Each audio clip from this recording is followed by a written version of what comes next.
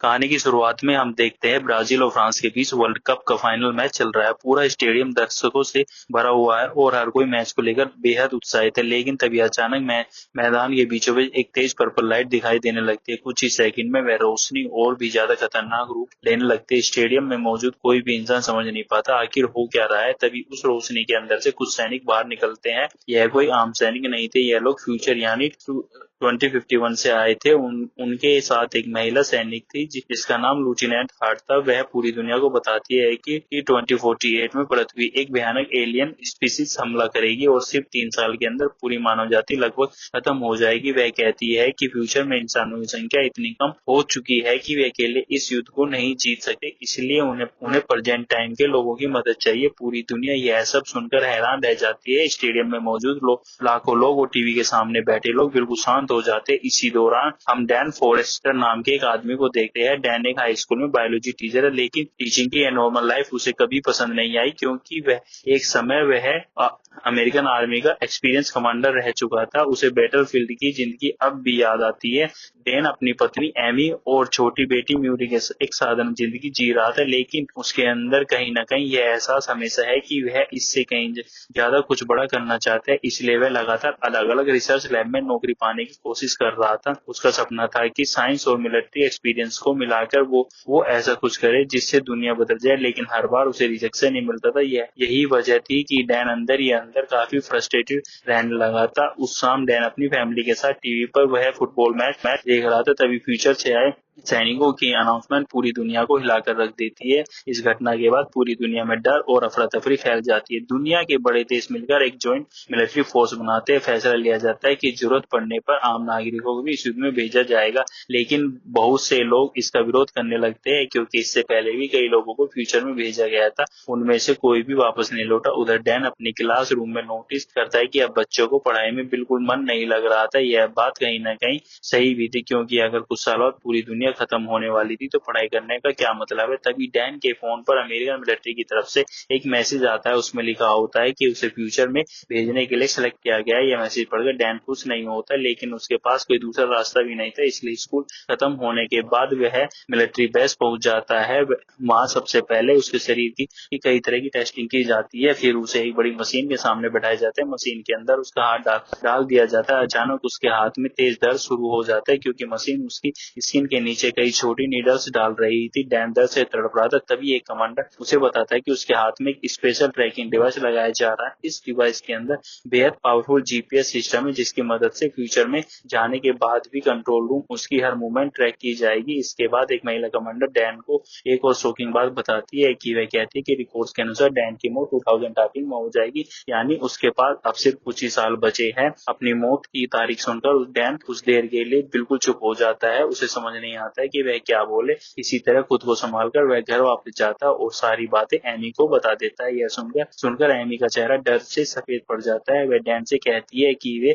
इस शहर को छोड़कर कहीं दूर चले जाएंगे, लेकिन डैन उसे समझाते कि ऐसा करना बेकार है, क्योंकि उसके हाथ में लगा ट्रैकिंग डिवाइस उसे कहीं भी छुपने नहीं देगा। तभी एमी कहती है कि अगर कोई उस डिवाइस को निकाल सकता है तो वह सिर्फ एक इंसान है। डैन तुरंत समझ जाता है कि वह उसके पिता जेम्स की बात कर रही है। जेम्स एक मैकेनिकल इंजीनियर और फॉर्मर सोल्जर था, लेकिन कई साल पहले वह डैन और उसकी मां को छोड़कर चला गया था। उसी दिन से डैन अपने पिता से नफरत करने लगा था। पहले तो डैन उसके पास जाने से मना कर रहा था, लेकिन एमी के कहने पर आखिरकार वह तैयार हो जाता है। जेम्स के पास पहुंचते ही दोनों के बीच पुरानी बातों को लेकर बहस शुरू हो जाती है। धीरे धीरे बात इतनी बढ़ जाती है कि डैन गुस्से में वहां से निकल जाता है। घर लौटकर वह एमी से कहता है कि अब उसके पास फ्यूचर में जाने के अलावा कोई रास्ता नहीं है। हालांकि वह एमी से वादा करता है कि एक फॉर्मर सोल्जर होने के नाते वह हर हाल में जिंदा वापस लौटेगा। इसके बाद डैन अपनी छोटी बेटी मूरी के कमरे में जाता है। वह उसे कहता है कि वह जल्दी वापस आ जाएगा, लेकिन छोटी मूरी समझ जाती है कि उसके पिता युद्ध पर जा रहे हैं, इसलिए वह रोने लगती है।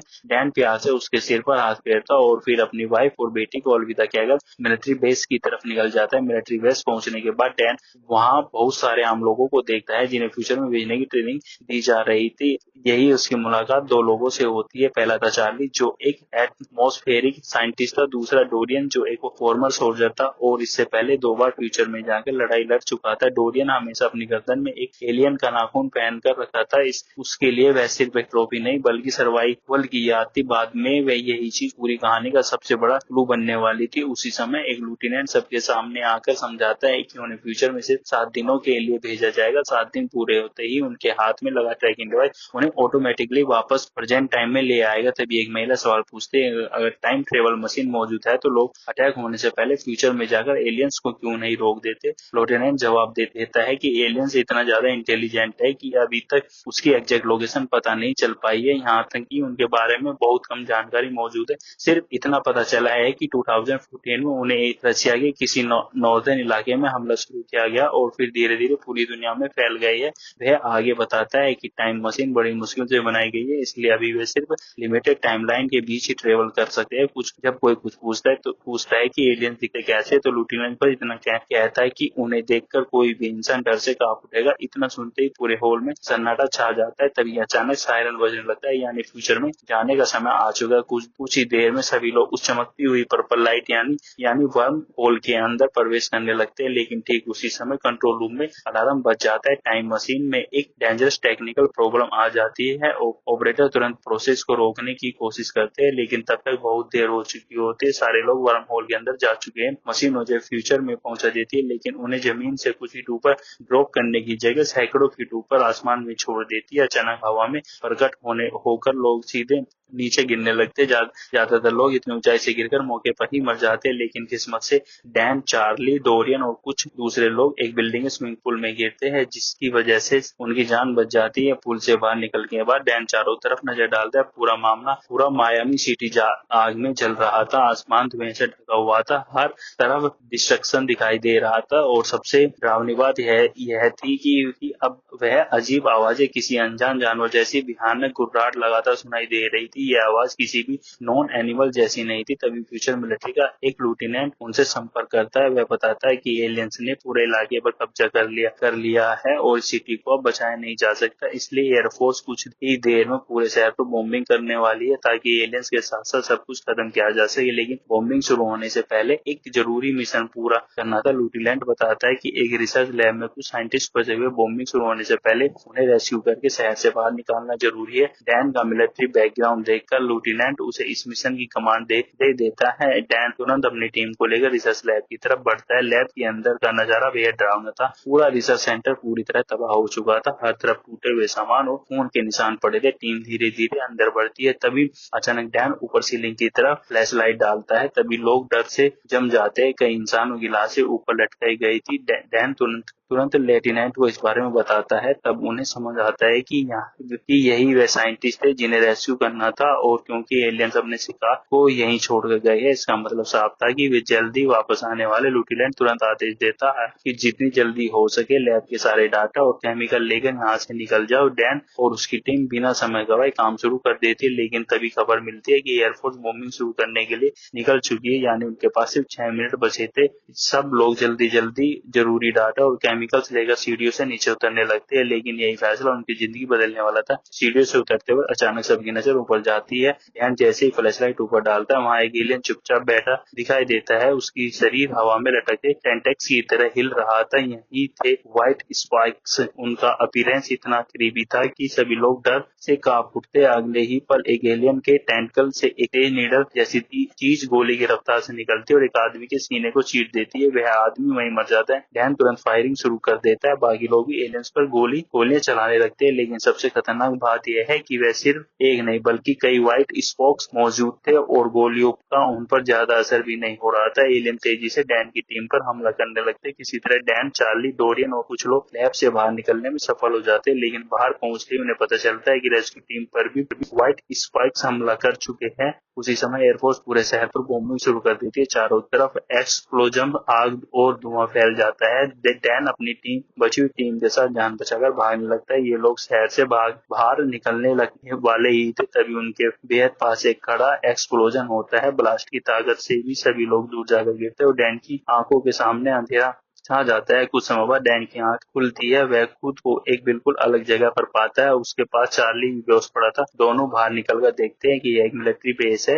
वही बाहर उन्हें डोरियन भी दिखाई देता है। डोरियन बताता है कि उनके पास आए ज्यादातर लोग मारे जा चुके हैं। तभी दो सैनिक डैन को लूटीलैंड के पास ले जाते हैं। लूटीलैंड लैब से डाटा और केमिकल लाने के लिए डैन को धन्यवाद देती है, लेकिन डैन को उसे देखकर अजीब सा एहसास होता है, जैसे वह उसे पहले कहीं देख चुका है। इसलिए वह उससे पूछ बैठता है कि वह कहाँ से है। लूटीलैंड हल्की सी मुस्कान के साथ जवाब देती है, वहीं से जहाँ तुम आए हो। बस इतना सुनते ही डैन सब समझ जाता है। वो लेफ्टिनेंट कोई और नहीं बल्कि उसकी अपनी बेटी मूरी फॉरेस्टर थी, यानी फ्यूचर की ग्रोन अप मूरी। अपनी छोटी बेटी को फ्यूचर में एक मिलिट्री रिसर्च लीडर के रूप में देखकर डैन भावुक हो जाता है। उसे अपनी बेटी पर गर्व महसूस होता है, लेकिन मूरी की आंखों में एक अलग तरह की उदासी थी। वह डैन को बताती है कि उसे यहाँ बुलाने की एक खास वजह है और वह सही समय आने पर सब कुछ बता देगी। इसके बाद मूरी उसे बेस के अंदर ले जाती है और एक खास एलियन की तस्वीर दिखाती है। यह एलियन बाकी व्हाइट स्पोर्ट से थोड़ा अलग है। मूरी बताती है कि यह एक फीमेल व्हाइट स्पाइक है और अब तक सिर्फ एक ही फीमेल देखी गई है। वह जमीन के नीचे नेस्ट बनाती है और वहीं से बाकी व्हाइट स्पोक पैदा होते हैं। मेल व्हाइट स्पोक हमेशा उसकी रक्षा करते हैं, बिल्कुल मधुमक्खियों की कॉलोनी की तरह। मोरी आगे बताती है कि साइंटिस्ट ने एक टॉक्सिन तैयार किया है जो मेल एलियन को मार सकता है, लेकिन फीमेल इतनी ज्यादा पावरफुल है कि टॉक्सिन उस पर असर नहीं करता है। इसलिए अब उनका प्लान है कि फीमेल को जिंदा पकड़कर लैब में लाया जाए ताकि उसके शरीर पर स्टडी करके टॉक्सिन बनाया जा सके जो भी उसे मार सके। अगर फीमेल मर गई तो व्हाइट स्पोक की पूरी स्पीसीज खत्म की जा सकती है। मूरी कहती है कि डैन इस मिशन में उसकी मदद करे। कुछ देर बाद उसकी टीम हेलीकॉप्टर में बैठकर फीमेल व्हाइट स्पोक के नेस्ट की तरफ निकल पड़ती है। रास्ते में डैन देखता है कि व्हाइट स्पोक पूरी दुनिया में फैल चुके हैं। वे हर जीवित चीज को बेरहमी से मारकर खा रहे हैं। तभी मूरी बताती है कि 2048 में यह क्रिएचर अचानक नॉर्थन रशिया के आइलैंड से निकले थे। किसी सैटेलाइट ने उन्हें आसमान से आते नहीं देखा था। किसी सैटेलाइट ने इन्हें आसमान से आते नहीं देखा था। कोई स्पेसशिप भी नहीं मिली थी। सिर्फ 3 सालों से उन्होंने पूरी दुनिया पर कब्जा कर लिया था। इनका कोई मकसद नहीं था, कोई डिमांड नहीं थी। वे सिर्फ भूखे थे और पृथ्वी का हर जीव उनके लिए खाना था। यहाँ एक जरूरी बात सामने आती है, यह एलियंस आसमान से नहीं आए थे, कोई स्पेसशिप भी नहीं थी। तो फिर वे आखिर आए कहाँ से थे? इस सवाल का जवाब अभी बाकी था। कुछ देर बाद उनकी टीम फीमेल के नेस्ट तक पहुंच जाती है। सैनिक उसे पकड़ने के लिए उसके ऊपर बड़ी बड़ी चेस और रोप फेंकने लगते हैं। वे उसे एक जॉइंट के केज में बंद करने की कोशिश करते हैं, लेकिन अचानक फीमेल भड़क उठती है। वह सुरंग से बाहर निकलती है और सैनिकों पर टूट पड़ती है। उसके नाखून और दांत इतने खतरनाक थे कि सैनिक सेकंडों में मारे जाते थे। स्थिति बिगड़ती देखकर मूरी डैन को हेलीकॉप्टर में रहने के लिए कहती है और खुद बाकी सोल्जर्स के साथ टनल के अंदर चली जाती है। लेकिन तभी मेल व्हाइट स्पाइक्स फीमेल के डेंजर सिग्नल को महसूस कर लेते हैं और बड़ी संख्या में उनकी तरफ आने लगते हैं। डैन अब चुप बैठ नहीं पाता, वह भी टनल के अंदर उतर जाता है। बहुत मुश्किल और जानलेवा संघर्ष के बाद आखिरकार ये लोग फीमेल को केज में बंद करने में सफल हो जाते हैं। फिर एक हेलीकॉप्टर उस केज को उठाकर वहां से दूर ले जाता है, लेकिन खतरा अभी खत्म नहीं हुआ था। मेल व्हाइट स्पाइक्स झुंड बनाकर सोल्जर्स पर हमला करने लगते हैं। डैन और मूरी किसी तरह वहां से निकलकर एक बीच तक पहुंचते हैं और वहां ये फ्लेयर गन चलाकर मदद का सिग्नल भेजते हैं। रेस्क्यू आने तक दोनों को अकेले बात करने का मौका मिलता है। तभी डैन मूरी से पूछता है कि उसे बताया गया है कि उसकी मौत से 7 ईयर्स बाद हो जाएगी। यह जानना चाहता था कि आखिर ऐसा कैसे हुआ और उसके बाद एमी और मूरी के साथ क्या हुआ। यह सवाल सुनते ही मूरी की आंखें भर आती है। वह बताती है कि डैन अपने ड्रीम जॉब को हासिल न कर पाने की वजह से अंदर ही अंदर टूट गया था। जब मूरी 12 साल की थी तब डैन ने एमी और मूरी को छोड़ दिया था। हालांकि इतने सब के बाद भी एमी को हमेशा भरोसा था कि डैन एक अच्छा इंसान है। लेकिन जब मूरी 16 साल की तब डैन एक कार एक्सीडेंट में मारा गया। यह सब बताते हुए मूरी कहती है, अब तुम सच जान चुके हो, कोशिश करना कि वही गलती दोबारा मत करना, क्योंकि मैं तुम्हें खोना नहीं चाहती। अपनी बेटी की बातें सुनकर डैन पूरी तरह टूट जाता है। उसे विश्वास ही नहीं होता कि फ्यूचर में वह इतना बदल जाएगा। कुछ देर बाद रेस्क्यू हेलीकॉप्टर वहां पहुंच जाता है और उन्हें वापस बेस पर ले जाता है। डैन और मोरी फीमेल व्हाइट स्पाइक को लेकर समुद्र के बीच बने आखिरी रिसर्च बेस पर पहुंचते हैं। यही इंसानों का आखिरी मेजर रिसर्च सेंटर था, जहां दुनिया के अलग अलग देशों के सैनिक और साइंटिस्ट मिलकर काम कर रहे थे। फीमेल एलियन को भारी चैन से बांध दिया जाता है और हर घंटे उसे बेहोश करने वाला इंजेक्शन दिया जाता है ताकि वह कंट्रोल में रहे। इसके बाद मूरी उसे ब्लड पर लगातार एक्सपेरिमेंटल शुरू कर देती है। धीरे धीरे डैन के फ्यूचर में आने के 6 दिन पूरे हो जाते हैं। अगले दिन उसे वापस प्रेजेंट में लौटना था, इसलिए वह वह भी मूरी की मदद करने लगता है। पूरी रात दिन दोनों फादर और डॉटर मिलकर फीमेल के ब्लड पर अलग अलग टॉक्सिक टेस्ट करते रहते हैं और आखिरकार सुबह के समय उनकी मेहनत सफल हो जाती है। वे एक ऐसा टॉक्सिक बना लेते हैं जो फीमेल व्हाइट स्पाइक को भी मार सकता था, लेकिन ठीक उसी समय फीमेल व्हाइट स्पाइक अचानक जाग जाती है। इसके साथ ही पूरे रिसर्च बेस में अलार्म बजने लगता है, क्योंकि लाखों मेल व्हाइट स्पाइक समुद्र पार करके फीमेल को बचाने के लिए आ रहे थे। सबसे डरावनी बात यह थी कि वे सिर्फ जमीन पर ही नहीं बल्कि पानी में भी बेहद तेजी से तैर सकते थे। उनकी संख्या इतनी ज्यादा थी कि उन्हें रोक पाना लगभग नामुमकिन था। कुछ ही देर में कई व्हाइट स्पाइक रिसर्च बेस के अंदर घुस जाते। उधर डैन के प्रेजेंट टाइम में वापस लौटने का काउंटडाउन भी शुरू हो चुका था। उसके पास सिर्फ कुछ ही मिनट बचे थे। तभी मूरी आखिरकार उसे बताती है कि उसे यहाँ बुलाने की असली वजह क्या थी। वह कहती है कि फ्यूचर में एलियंस की संख्या इतनी ज्यादा बढ़ चुकी है कि उनके पास मौजूद टॉक्सिक पर्याप्त नहीं है, इसलिए वह चाहती है कि डैनिश टॉक्सिन को लेकर वापस प्रेजेंट में जाए और वहाँ साइंटिस्ट के साथ मिलकर इसे बड़े स्तर पर तैयार करें, क्योंकि प्रेजेंट टाइम में भी अभी रिसर्चेस भी है और समय भी है। अगर समय रहते तैयारी हो जाए तो शायद एलियंस के अटैक से पहले उन्हें रोका जा सकता है। डर डैन उसकी बात मान लेता है, लेकिन वह अपनी बेटी को छोड़कर अकेले जाने के लिए तैयार नहीं था। वह तय करता है कि मूरी को भी अपने साथ प्रेजेंट में लेकर जाएगा। इसके बाद मूरी उसे हेलीकॉप्टर की तरफ ले जाने लगती है ताकि रिटर्न प्रोसेस शुरू होने तक वे लोग आसमान से सुरक्षित रह सकें।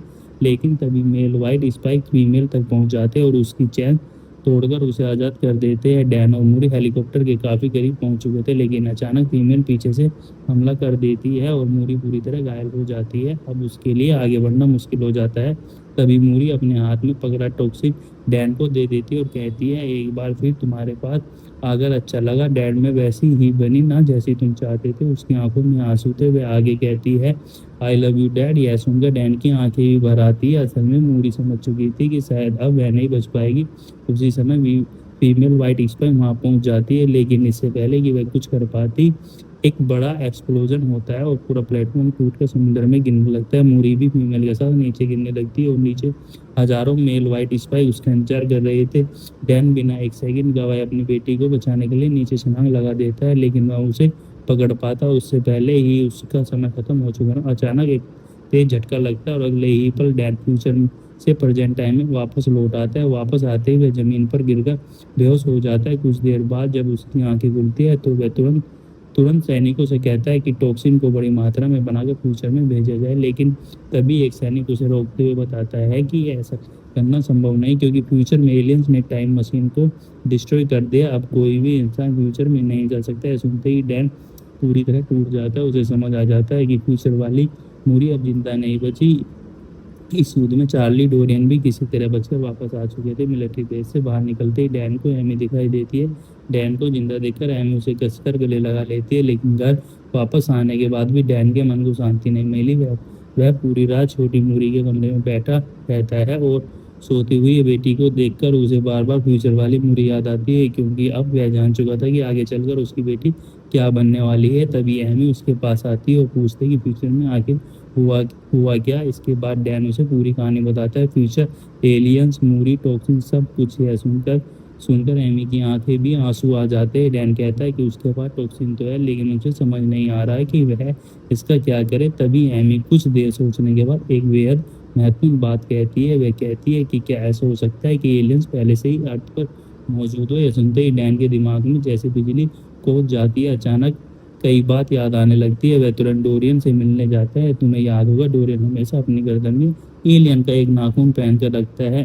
अब वह चीज उसे बड़ा कुल्लू बनने वाली थी। डैन वह नाखून लेकर चार्ली की लैब में पहुंचता और उसे कहता है कि इसका डिटेल एनालिसिस किया जाए। कुछ देर बाद करने के बाद चार्ली एक शॉकिंग चीज डिस्कवर करता है। वो बताता है कि नाखून पर वोल्केनिक एश मौजूद है, लेकिन यह एस रसिया की नहीं बल्कि चाइना की किसी वैल्वोनो की है। अब सवाल यह है कि एलियंस तो नॉर्दर्न रसिया से निकले थे, तो फिर उनके शरीर पर चाइनीज वोल्केनो की राख कैसे। इस सवाल का जवाब जानने के लिए डैन अपने स्टूडेंट मार्टिन के पास जाता है। मार्टिन वोल्केनोस के बारे में काफ़ी नॉलेज रखता था। डैन उससे इस ऐस के बारे में पूछता है। तब मार्टिन बता कि लगभग 1000 ईयर्स पहले चाइना और कोरिया की बॉर्डर पर चांगबाई नाम के वोल्केनो में एक मैसिव इरप्शन हुआ था। उस विस्फोट की ताकत लगभग 1000 न्यूक्लियर बॉम्ब्स के बराबर थी। इस एक्सप्लोजन की राख पूरी दुनिया में फैल गई थी और रसिया के बर्फीले इलाकों में आज भी वो वोल्केनिक एस ग्लेशियर्स के नीचे दबी मौजूद है। डैन तुरंत मार्टिन से पूछता है कि रसिया के किस इलाके में वोल्केनिक एस सबसे ज्यादा जमा हुई थी। मार्टिन अपने लैपटॉप पर ग्लेशियर का मैप खोलता है और एक स्पेसिफिक जगह दिखाता है। उसी पल डैन के दिमाग में पूरी तस्वीर साफ हो जाती है। वह समझ जाता है कि एलियन हजारों सालों से अर्थ पे मजबूत है। एक्सट्रीम कोल्ड की वजह से ग्लेशियर्स के नीचे बर्फ में फंसे हुए थे, इसलिए किसी सैटेलाइट ने उसे स्पेस से आते नहीं देखा था। लेकिन ग्लोबल वार्मिंग की वजह से 2048 तक इन ग्लेशियर्स की बर्फ पिघल जाएगी और उसी के साथ एलियंस भी आज़ाद हो जाएंगे। यानी अब डैन के पास उनकी एग्जैक्ट लोकेशन मौजूद थी। अगर इसका अंदाजा सही था तो अभी भी एलियंस बर्फ के नीचे कैद है और उनके पास मौजूद टॉक्सिन का इस्तेमाल करके उन्हें अभी खत्म किया जा सकता है। डैन यह जानकर जानकारी ले गवर्नमेंट के पास जाता है, लेकिन वहाँ उसे कोई खास मदद नहीं मिलती क्योंकि उस समय अमेरिका और रशिया के बीच रिलेशन अच्छे नहीं थे। इसलिए अनऑफिशियली रशिया जाना लगभग इम्पॉसिबल था। अब उन्हें कोई दूसरा रास्ता ढूंढना था। तभी डैन को अपने पिता जेम्स की याद आती है। वह अपने सारे गुस्से और पुराने दर्द को भूलकर जेम्स के पास मदद मांगने जाता है। इस बार वह पूरी सच्चाई बता देता है। फ्यूचर एलियंस टॉक्सिन सब कुछ सुनने के बाद जेम्स भी उसकी मदद के लिए तैयार हो जाता है। इसी बीच फ्यूचर से वापस आए सोल्जर टॉक्सिन को बड़ी मात्रा में तैयार कर लेते हैं। सब तैयारी पूरी होने के बाद डैम, जेम्स, चार्ली और बाकी लोग रसिया के उस ग्लेशियर की तरफ रवाना हो जाते हैं। कुछ समय बाद वे लोग उस बर्फीले इलाके में पहुंच जाते हैं। वहां पहुंचकर वे अलग अलग जगह पर सर्च शुरू करते हैं। काफी देर तलाश करने के बाद वे अजीब सी जगह पहुंचते हैं जहां किसी भी इलेक्ट्रॉनिक डिवाइस का सिग्नल ठीक से काम नहीं कर रहा था। कंपेस भी लगातार डिस्टर्ब हो रहा था। कुछ आगे बढ़ते ही उन्हें जमीन में एक विशाल गड्ढा दिखाई देता है।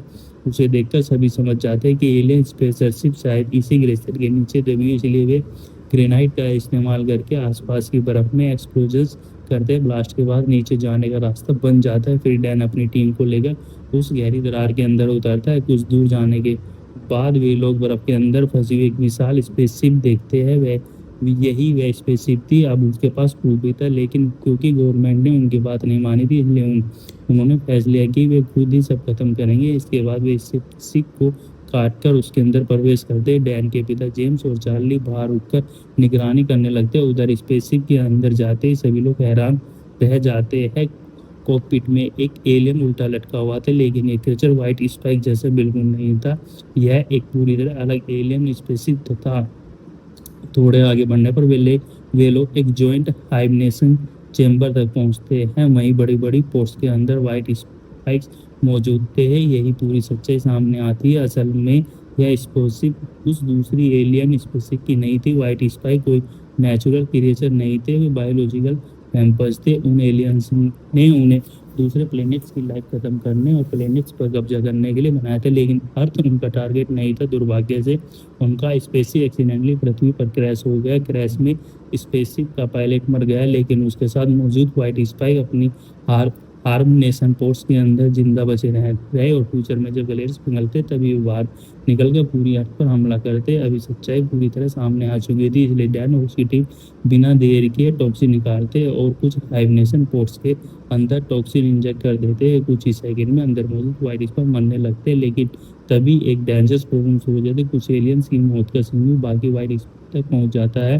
और एक एक करके बाकी पोर्ट्स भी खुलने लगते हैं। अब बड़ी संख्या में व्हाइट स्पाइक जाग रहे थे। स्थिति तेजी से कंट्रोल से बाहर जा रही थी। डैन और उसकी टीम समझ नहीं पा रही थी कि अब क्या किया जाए, क्योंकि गोलियों को उनका कम असर हो रहा था। इसी दौरान उन्हें पता चलता है कि स्पेसशिप में सिर्फ एक नहीं बल्कि कई और हाइबरनेशन चैम्बर्स मौजूद है। यानी यहाँ एलियंस की संख्या उनकी सोच से कहीं ज्यादा थी। स्थिति को देखकर डोरियन फैसला करता है कि किसी को बाहर जाकर बाकी एलियंस को रोकना होगा।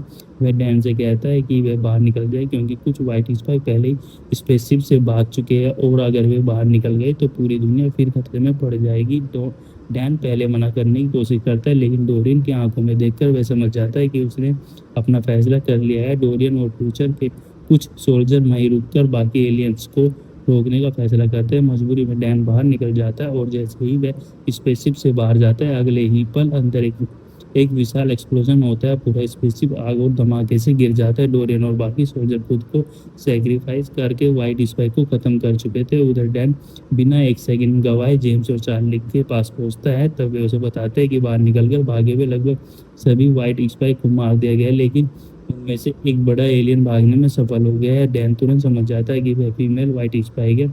अगर वह बच गई तो फिर सब कुछ दोबारा शुरू हो सकता है, इसलिए वे लोग तुरंत उसके फुटप्रिंट्स को फॉलो करना शुरू करते हैं।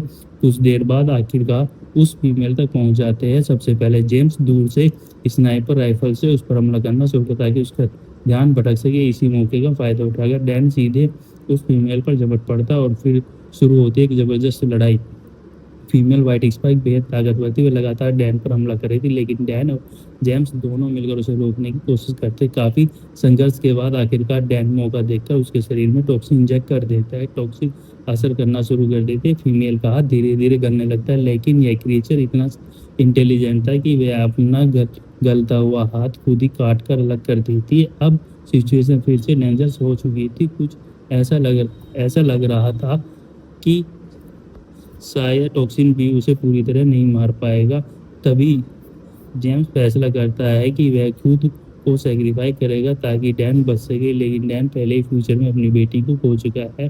वह अपने पिता को नहीं उसी तरह खोना चाहता है, इसलिए वह पूरी ताकत से दोबारा फीमेल पर टूट पड़ता है। इस बार उसके पास टॉक्सिन की आखिरी डोज बची थी। डैन फीमेल को मजबूती से पकड़ लेता है, उसकी गर्दन में आखिरी टॉक्सिन इंजेक्ट कर देता है। कुछ ही सेकंड में टॉक्सिन तेजी से असर करने लगता है।